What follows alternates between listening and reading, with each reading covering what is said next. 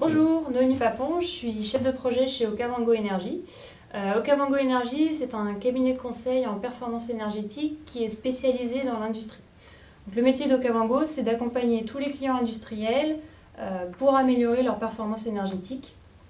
Donc ça passe par des audits de diagnostic énergétique dans lesquels on identifie les consommations et des pistes de progrès pour les industriels, mais aussi des accompagnements à la mise en œuvre. Et c'est là la spécificité d'Okavango, c'est qu'on accompagne les clients industriels pour réaliser les économies d'énergie et garantir les résultats de leur programme de performance énergétique.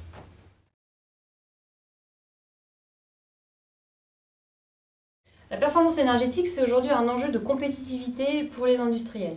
Les dépenses d'énergie sont passées de simples postes de coût à véritables leviers de compétitivité. D'abord parce que maîtriser ses consommations d'énergie, c'est maîtriser ses dépenses.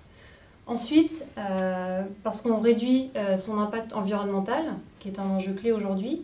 Et enfin, parce qu'optimiser sa performance énergétique, c'est aussi optimiser son outil de production, que ce soit sur la production d'utilité ou même sur la production au niveau du process, parce qu'on va aller attaquer tout ce qui est gaspillage, temps d'attente, et on va aller chercher des optimisations aussi bien en productivité qu'en performance énergétique.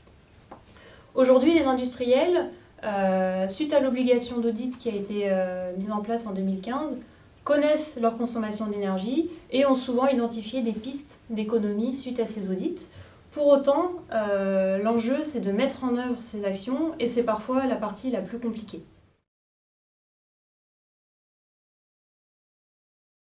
Pour bien mettre en œuvre son plan d'action, il y a plusieurs étapes. La première, c'est de prioriser les pistes d'économie qui ont été identifiées. Il faut savoir par lesquelles on commence et il y a de nombreux enjeux, non seulement de temps de retour, mais aussi de mise en œuvre, de complexité, de capacité d'investissement de l'industriel.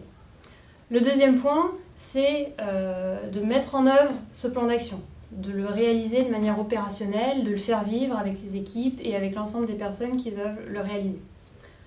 Ces personnes-là, et c'est le troisième point, elles doivent être formées, responsabilisées, habilitées pour pouvoir mettre en place ce plan d'action, pas simplement être motivées par le programme, mais aussi avoir la capacité de le réaliser.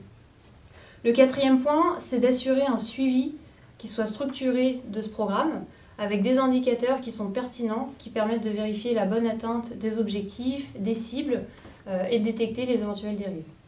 Et enfin, pour verrouiller un programme de performance énergétique et s'assurer qu'il est dans la durée performant et qu'on génère des améliorations de manière continue, il faut mettre en place un système de management qui peut être un système de management de l'énergie certifié comme ISO 50001, mais qui peut être aussi propre à l'entreprise, dans lequel on s'assure qu'en continu, on maintient la performance et l'amélioration pour générer des économies et garantir que les économies réalisées se maintiennent dans le temps.